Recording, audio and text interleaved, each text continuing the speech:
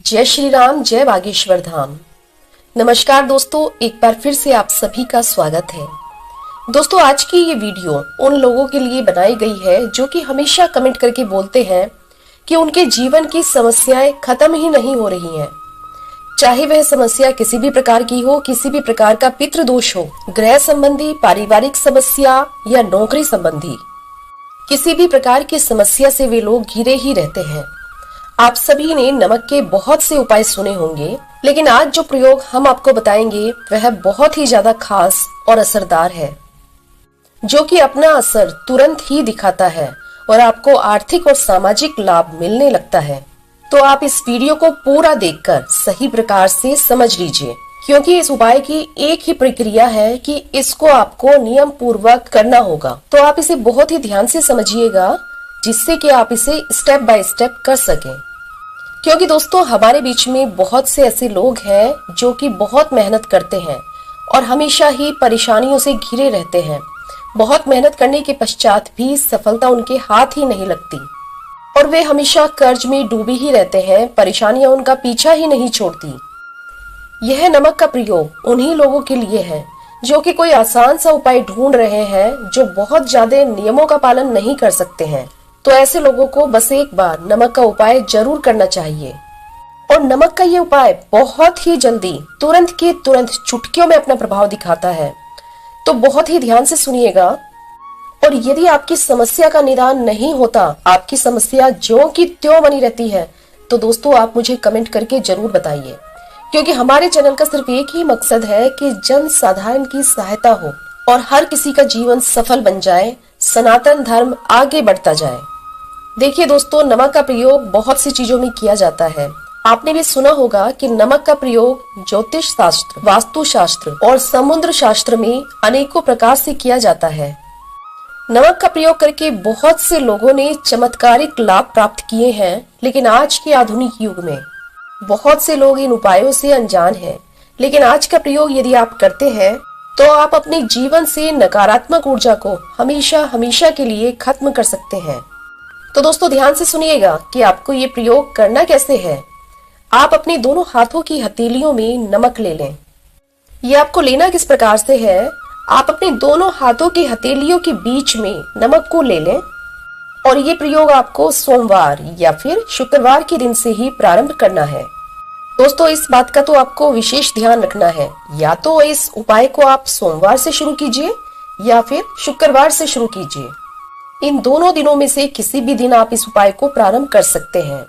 आप अपने दोनों हाथ की अंजुनी बनाएं और उसमें नमक को भर लें और उसके पश्चात आप अपने इष्ट देव का ध्यान करें। आपके जो भी भगवान हैं, जो भी आपके इष्ट देव हैं, जिनमें भी आपकी पूरी और सच्ची श्रद्धा है, आप उन्हीं का ध्यान करें। उन्हें ही आप अपने मन में धारण करिए और उनके बारे में सोचिए। उसके पश्चात जिस भी प्रकार की आपकी समस्या है, आप अपनी समस्या के बारे में सोचिए।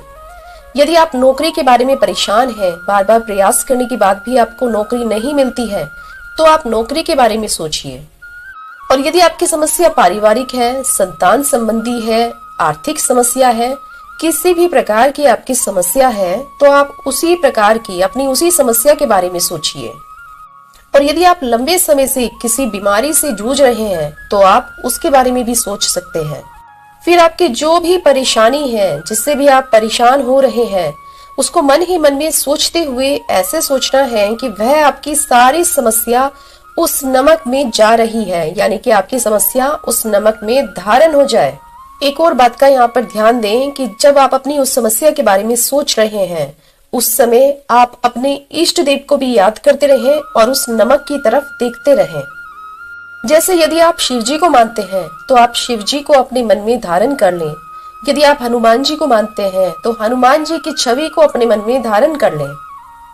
दोस्तों, आप चाहें तो एक चौपाई का भी पाठ कर सकते हैं। उस चौपाई को आप अपने मन ही मन में दोहरा सकते हैं। चौपाई कुछ इस प्रकार है, आप ध्यान से सुनिएगा। कवन सो काज कठिन जग माही, जो नहीं होई तात तुम पाही। दोस्तों, ये एक ऐसी चौपाई है कि यदि आपने इस चौपाई का पाठ कर लिया तो हनुमान जी को आपकी बात सुननी ही सुननी पड़ेगी। जैसे ही आप इस चौपाई का पाठ करेंगे, हनुमान जी तुरंत ही आपकी बात श्री राम तक पहुंचा देंगे। यदि संभव हो तो आप इस चौपाई का 11 बार या 5 बार पाठ कर लें। अपने मन ही मन में इस चौपाई को जप लें और अपनी समस्या को नमक की तरफ देखते हुए ही आपको ये चौपाई बोलनी है। और उसके पश्चात आपको क्या करना होगा, आप बहुत ही ध्यान से सुनिएगा दोस्तों। जब आप नमक की तरफ देखते हुए अपनी सारी परेशानियां, अपनी सारी चिंताएं उस नमक में प्रवेश करवा देंगे और जब आपके सारे बुरे ख्याल उस नमक में समा जाएं, आपकी नकारात्मक ऊर्जा सभी कुछ जब उस नमक में समा जाए, आपको यह सब कुछ अपनी इष्ट देवता को मन में अपने धारण करते हुए सोचना है। आपको ऐसा सोचना है कि आपके इष्ट देवता आपको इन सभी परेशानियों से निकाल देंगे। ऐसा करने के पश्चात आप उस नमक को अपने घर में बिल्कुल भी ना रखें और ना ही आप इसको अपने घर में कहीं फेंकें। या तो आप इसको कहीं घर से बाहर फेंकें या फिर कहीं ले जाकर मिट्टी में दबा दें। चाहे कुछ भी हो दोस्तों, आपको इस नमक का इस्तेमाल बिल्कुल भी नहीं करना है। तुरंत की तुरंत ही आपको इस नमक को घर से बाहर कर देना है।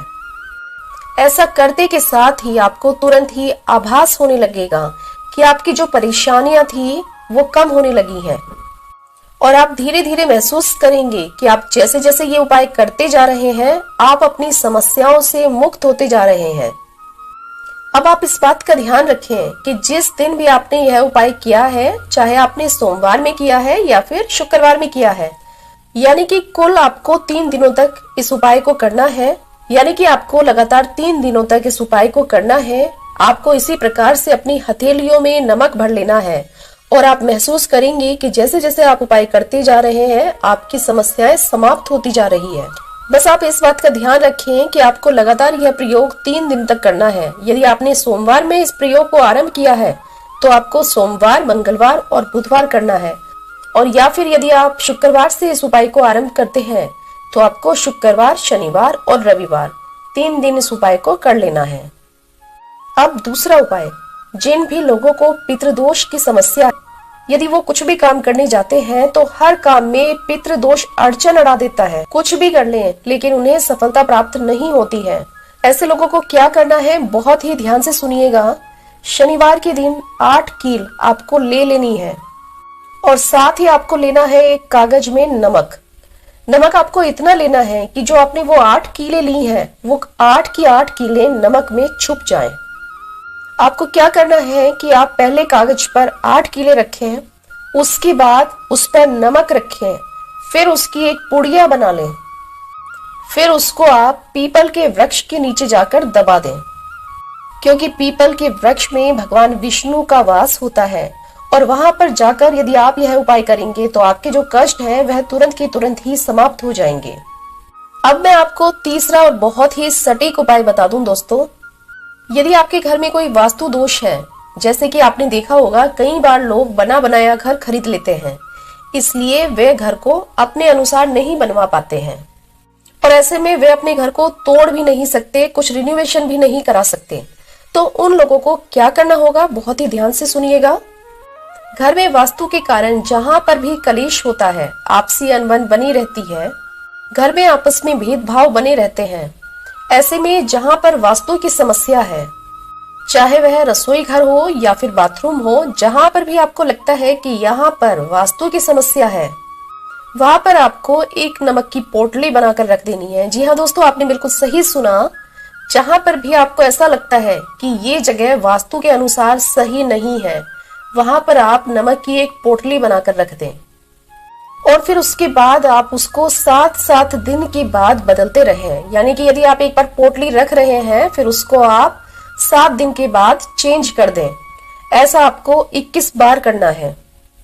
टोटल आपको 21 पोटलियां बदलनी है। इस तरह से उस दिशा का पूरा वास्तु दोष खत्म हो जाएगा। नमक में इतनी शक्ति होती है दोस्तों। हम यहाँ पर जो भी आपको उपाय बताते हैं वो पूरी तरह से सटीक होते हैं। बहुत ही गहन अध्ययन के बाद हम ये उपाय आप सभी के लिए लेकर आते हैं। आप चाहें तो हमारे चैनल पर जाकर कुछ अन्य उपाय भी देख सकते हैं, क्योंकि हम ये सारे उपाय आप सभी के मार्गदर्शन के लिए लेकर आते हैं। तो दोस्तों, यदि आपको इनमें से कोई उपाय अच्छा लग रहा है और आप अपनी समस्या के निवारण हेतु यदि कोई उपाय करना चाहते हैं तो आप जरूर इन उपायों को कीजिए, लेकिन पूरी श्रद्धा और विश्वास के साथ और पूरा उपाय कीजिए। यानी कि उपाय को करते समय उसको पूरा कीजिए, उपाय को बीच में मत छोड़िए, अन्यथा आप बेकार ही परेशान होंगे कि हमें उपाय का पूरा परिणाम नहीं प्राप्त हुआ।